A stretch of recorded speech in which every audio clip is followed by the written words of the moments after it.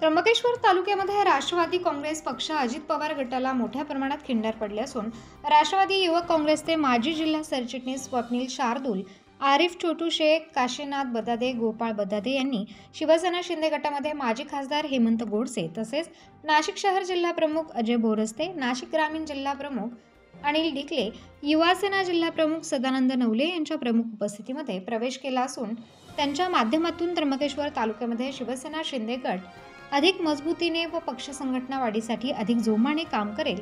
येणाऱ्या काळामध्ये त्र्यंबकेश्वर तालुक्यामध्ये शिवसेना शिंदे गटाला मोठ्या प्रमाणात यश मिळेल असा विश्वास देखील मान्यवरांनी व्यक्त केला।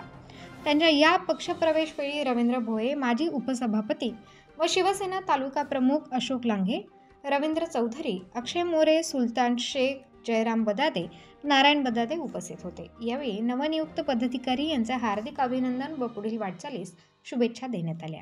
उत्तर महाराष्ट्र न्यूज नेटवर्कसाठी रामदास शीत, त्र्यंबकेश्वर।